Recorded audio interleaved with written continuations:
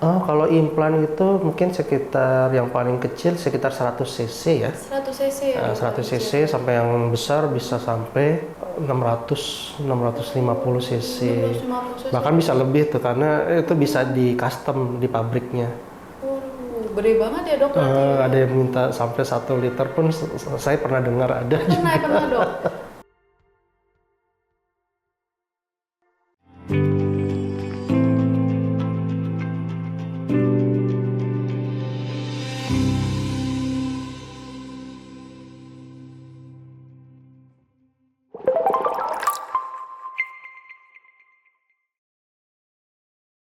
Hai sahabat Indrayana, kembali lagi di podcast Klinik Utama Dr. Indrayana, tempat di mana ngobrol santai mengenai kesehatan. Saya Tasya, saya senang sekali kembali untuk menemani sahabat Indrayana di rumah di episode kali ini. Nah, di episode kali ini kita akan membahas mengenai payudara secara general atau secara umum nih sahabat Indrayana. Tahu nggak sih bahwa ada operasi bedah plastik mengenai payudara? Nah, untuk menjawab pertanyaan dan membahas lebih lanjut dan lebih detail, kita sudah kedatangan bintang tamu yaitu dengan Dr. Kori Hali, dokter spesialis bedah plastik dan rekonstruksi di Klinik Utama Dr. Indrayana. Halo dokter. Halo, selamat siang Mbak Tasya. Boleh dokter disapa-sapa nih. Halo Sobat Indrayana, Indrayana. semoga sehat selalu. Selalu ya dok ya. Nah dok, sebetulnya payudara itu ada kelainan-kelainannya nggak sih dok? Ngomong-ngomongin soal payudara.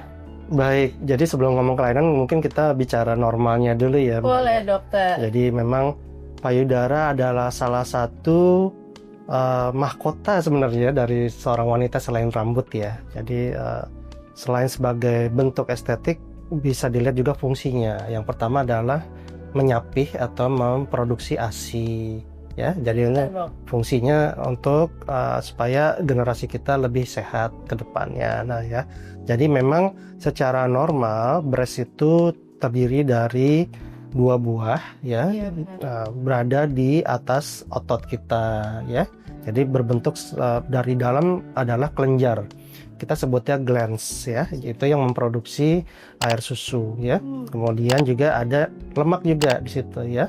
Di atas lemak, kemudian juga ada kulit dan juga ada salurannya namanya ductus lactiferus atau saluran ASI. Ya, nanti berujung kepada nipple atau puting ya. Nah, puting itu berada di tengah dari areola mama. Jadi daerah melingkar yang berwarna itu kita sebutnya areola mama. Jadi bentuknya tuh dok ada apa aja sih dok? Biasanya ada bentuk-bentuk khusus nggak sih dok kalau di payudara wanita itu? Baik, kalau bentuknya sebenarnya kami mengklasifikasi sebagai grading ya. Jadi pertama grade 1 di mana nipple dan areolanya itu tidak turun, jadi menuju ke depan atau ke ventral ya. Kemudian yang kedua sudah mulai menurun ya. Bentuk ininya ya ya sampai ke 6. Jadi itu ke 6 tuh benar-benar menurun. Nah, itu kita sebutnya ptosis. Sebutnya ptosis. Ya, itu kita klasifikasikan sebagai garis imajiner. Nah, tadi menurut garis imajinernya. Jadi kalau garis imajinernya yang lurus itu masih normal grade 1 ya. Mungkin pada remaja, pada wanita muda itu masih ke depan gitu ya. Nah dok, kan tadi ada kelainan-kelainan gitu ya dok ya. Bagaimana sih dok, maksudnya kita tuh tahu nih kalau kita tuh punya kelainan payudara gitu dok. Baik, kelainan itu bisa disebabkan berbagai faktor ya. Yang pertama kongenital, yaitu sejak bawaan lahir ya. Itu juga termasuk dari genetik juga ya. Jadi mungkin ada payudara yang tidak simetris, besar sebelah ya kan. Kemudian juga ada yang berbentuknya seperti apa ya, kon ya, itu namanya tuberus ya. Tuberus. Jadi bentuknya tidak seperti payudara yang normal ya. Kemudian juga ada kelainan kongenital adalah tambahan dari kelenjar payudara. Jumlah dari kelenjar payudaranya bisa bukan hanya 2, bisa 3 dan bisa 4. Bisa 4 juga dok? Iya, itu letaknya nanti di ketiak biasanya. Bentuknya di ketiak. Betul, dan bisa membesar juga gitu. Kita sebutnya mama aberrans ya, atau aksesoris mama. Tapi bahaya nggak sih dok kalau kayak gitu biasanya? Kalau sampai 4, 3 gitu dok? Mungkin ada beberapa bentuk yang pertama menyulitkan untuk menyapih atau menyusui Ya, misalnya nipple-nya dia ada yang tertarik ke dalam nipple retraction. Kan tentunya dia tidak bisa, bayi itu tidak bisa mengisap karena nipple-nya tidak keluar. Tidak keluar ya dok. Atau bentuknya juga menyulitkan untuk memproduksi ASI juga. Seperti kayak tuberus itu juga menyulitkan juga gitu ya. Menyusui juga ya dok ya. Ya, selain kongenital juga sebab-sebab lainnya keganasan ya tentunya.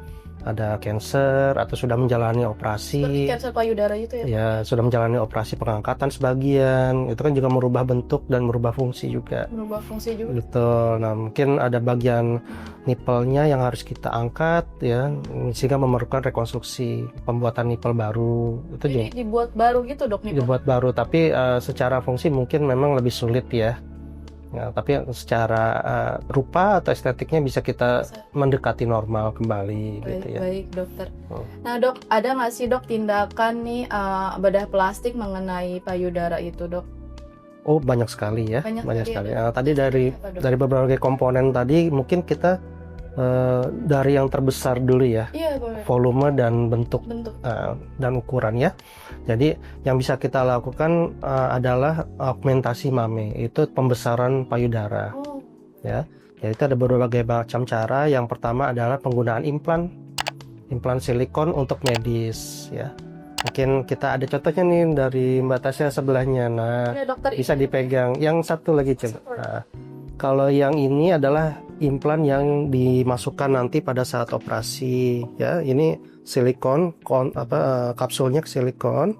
Kemudian dalamnya memory gel ya. Jadi ini beda dengan mungkin produksi 20 tahun yang lalu. Ini masih isinya cairan salin, cairan infus ya.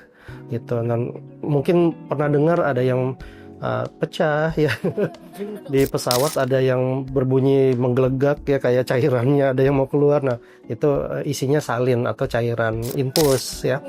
Nah kalau ini gummy bear memory gel, jadi dia walaupun ini pecah dia tidak keluar isinya, tetap bentuknya seperti ini gitu ya. Nah ini implan, contoh implan yang kita masukkan ke bawah kelenjar payudara atau di dalam otot. Nah ini adalah contoh ukuran, namanya sizer. Nah, ini sizer. Ini adalah contoh bahwa bisa memprediksi ya, kemungkinan buat memprediksi hasil dari tindakan operasinya nanti sebesar apa. Nanti ini ditempatkan di dalam BH. Ya, maaf, di dalam BH nanti dilihat ukurannya apakah sesuai dengan harapan dari pasien. Oh, berarti itu sebelum operasi ya dok ya? Betul, dari pre-operasi ini kita sebagai simulasi. Ya, nanti ada bentuknya dan ukurannya berbeda-beda. Jadi pasien bisa memilih nih, misalnya mau menambah berapa volumenya, kemudian bentuknya apakah sesuai dengan yang diinginkan. Karena bentuk implan pun berbeda-beda ya. Iya. Ada yang bulat, ada yang teardrop, ada yang pear ya. Jadi itu berbeda-beda, nanti tergantung dari kondisi pasien. Gitu, bisa juga berbeda-beda ya dok biasanya? Kalau yang sekarang yang modern adalah yang gummy. Gummy ini yang terbaru ya dok ya? Gummy ini, jadi gummy ini dia tidak pecah ya. Kalaupun robek dia tidak keluar gitu, tidak membahayakan. Baik dokter. Nah dok, kan banyak banget nih dok pasien yang khawatir soal keamanan implan dok. Bagaimana sih pandangan dokter sendiri? Baik, nah jadi kan memang untuk mengenai implan ini, jadi kalau untuk produknya sendiri itu sudah melewati proses ya, penelitian dan efeknya 5 tahun ke depan. Nah, itu didapatkan memang ada beberapa risiko tapi minimal. Ya, salah satunya kan memang ada namanya ALCL ya. Jadi adanya pembesaran dari sel-sel sekitar silikon karena proses reaksi dari silikonnya tersebut gitu ya. Nah, tapi itu bisa kita deteksi dini ya, kemudian juga bisa kita repair ya atau revisi kembali ya. Bisa gitu. Ya dok ya direvisi. Gitu. Tapi memang untuk kondisi akhir itu tergantung dari pasiennya sendiri ya. Gitu. Dan juga mungkin ada concern, ada kekhawatiran adanya pengerasan dari implan payudara gitu ya. Bisa mengeras juga dok? Bisa, itu kan reaksi tubuh juga sebenarnya. Jadi setiap bahan asing termasuk implan ya, walaupun implan kan itu diterima oleh tubuh sebagai zat inert ya, tapi bagaimanapun itu benda asing Jadi tubuh itu berusaha melindungi benda asing itu dari tubuhnya sendiri, sehingga dia menimbulkan kapsul. Dan itu bisa mengeras tuh kapsulnya. Namanya kapsul kontraktur. Tapi bahaya nggak, Dok?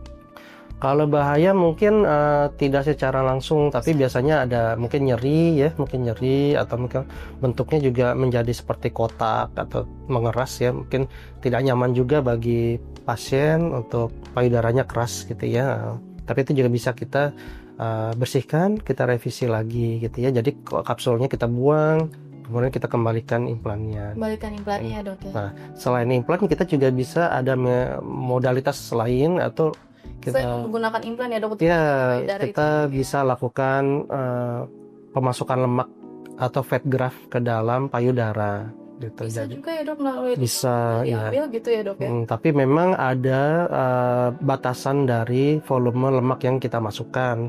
Karena lemak itu kan harus dari pasiennya sendiri. Oh, iya. Biasanya kita ambil dari perut atau dari bokong, kita masukkan ke payudara gitu. Tapi kan nggak terlalu banyak mungkin ya.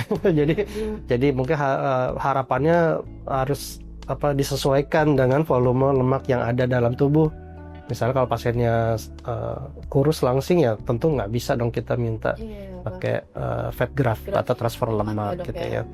Benar. Perbedaannya apa sih, Dok, dari kedua tindakan tersebut yang tadi, yang menggunakan implan sama yang tidak menggunakan implan itu, yang tadi transfer lewat lemak gitu, Dok? Baik, tentunya kalau dengan lemak tidak terjadi tuh kapsul kontraktur, tidak terjadi ALCL ya, tapi memang lemak sendiri pun tergantung dari persediaan dari pembuluh darahnya ya. Kalau misalnya tidak tumbuh, tentu lemak akan hancur, akan lisis ya, atau pecah dan menjadi mencair. Nah, itu diserap oleh tubuh. Jadi tentu volumenya akan berkurang dari yang awal. Jadi volumenya akan berkurang ya, Dok ya. Betul. Dok, apabila Dok pasien sudah melakukan tindakan breast augmentation atau implan, perlu diganti nggak sih, Dok, beberapa tahun atau bertahan seumur hidup nih, Dok, untuk implan? Baik, nah, ini pertanyaan sering ditanya ya oleh pasien ya. Jadi memang kalau untuk safety-nya implan itu sekitar 10 tahun. 10 tahun, bahkan bisa sampai 15 tahun pun bisa ya. Tapi semakin lama kan produk itu silikon ada masa normalnya. Jadi setelah lewat masa normal mungkin produk kita akan degradasi, akan berkurang itunya ya, bentuk dan fungsinya. Nah, enggak dievaluasi mungkin 10-15 tahun, kalau ingin diganti silakan diganti gitu ya. Jadi nggak seumur hidup juga ya. Tapi lebih sarankan diganti ya, Dok ya? Ya, jadi kita juga pernah menemukan beberapa pasien yang melakukan penggantian implan. Kita dapatkan implan ini sudah kaku ya, sudah mulai ada pekapuran, sudah berubah warna dan bentuk.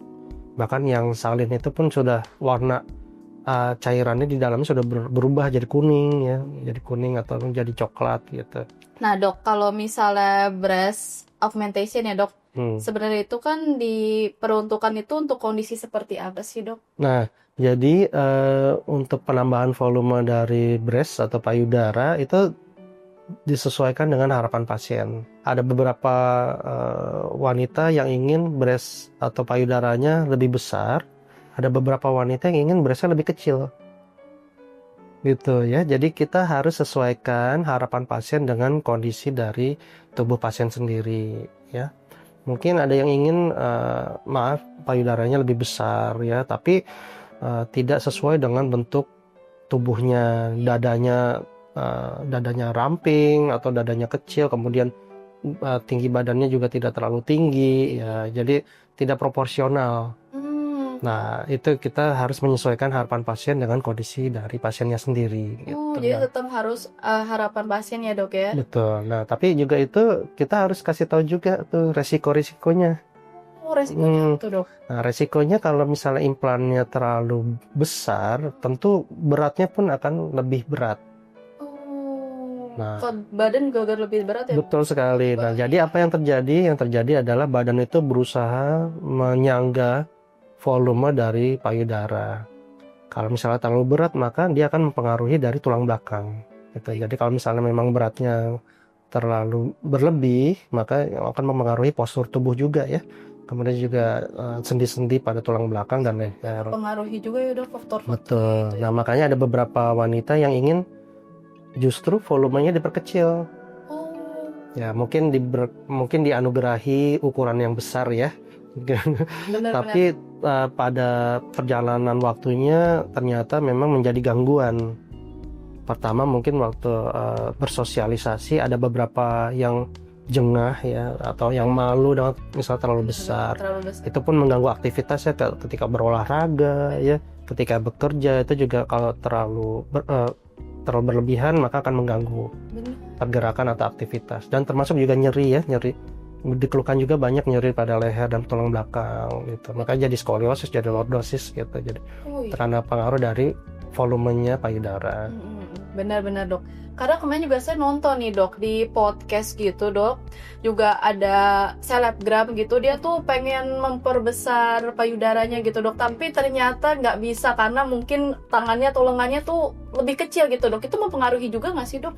Sebenarnya Iya, jadi sebenarnya kita harus bentuk tubuh gitu dok.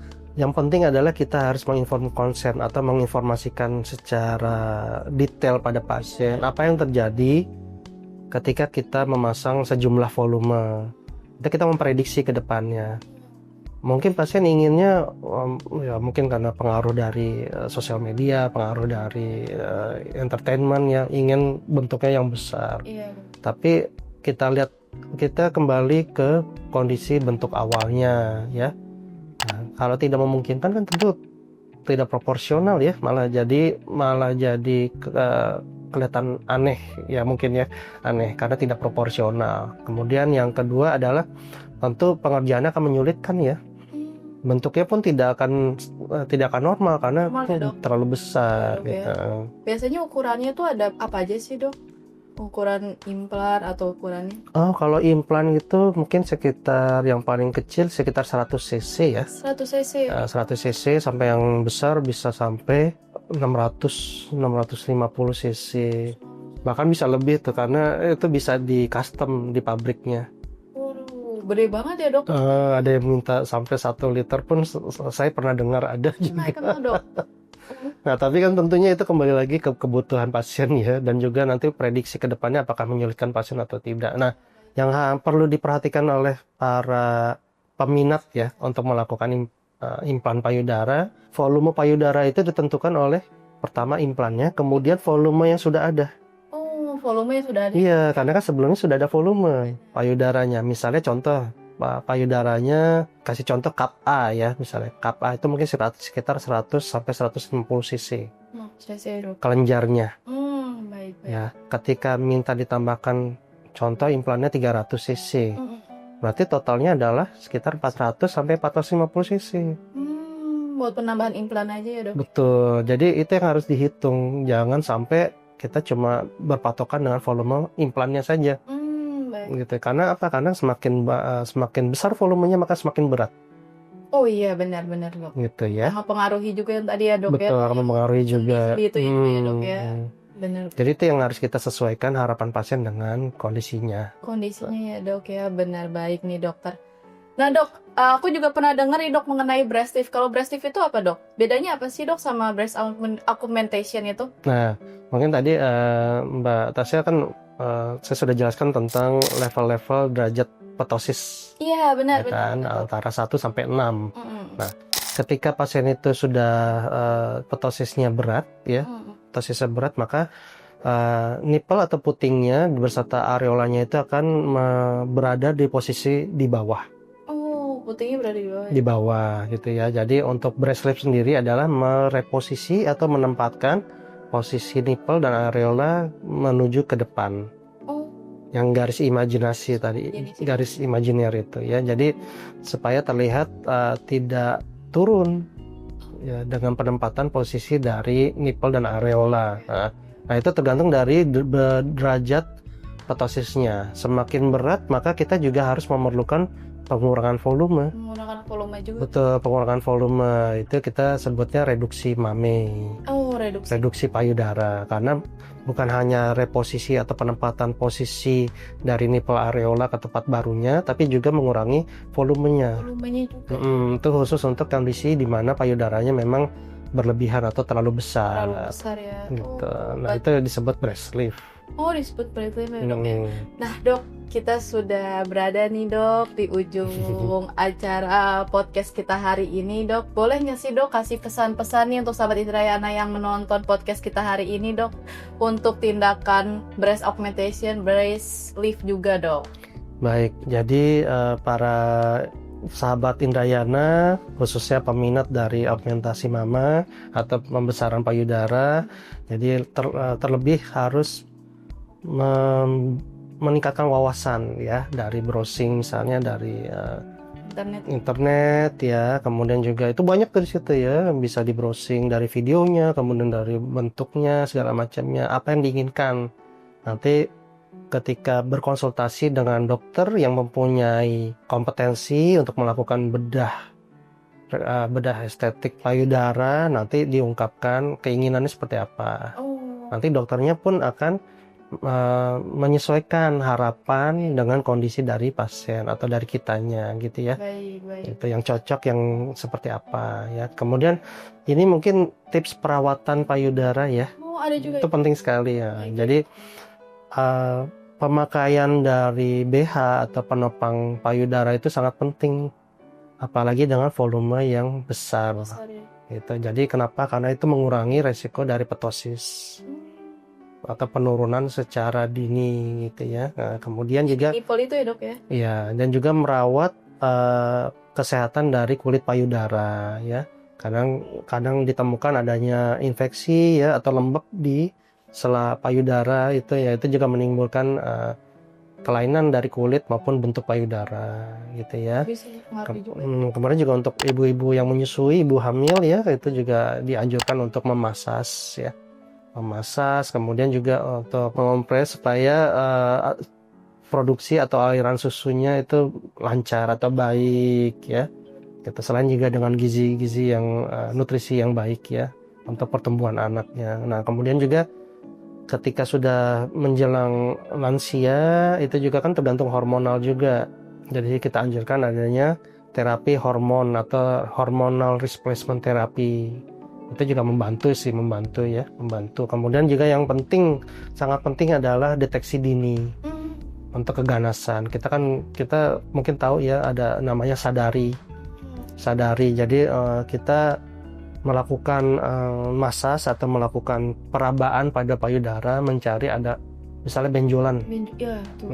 Ada benjolan atau ada yang keras atau ada yang nyeri di payudara dan di ketiak. Tadi kan ada yang payudara, kelenjar payudaranya ada 4 ya, di ketiak itu juga harus diperiksa. Karena bisa saja nanti keganasannya itu ada di ketiak gitu, karena kelenjarnya ada di situ. Itu bisa menyebabkan yang tadi kanker payudara itu ya, Dok ya? Iya, kanker payudara harus di payudara, bisa di ketiak juga. Ya? Karena kelenjar payudaranya ada di ketiak. Baik, Dokter.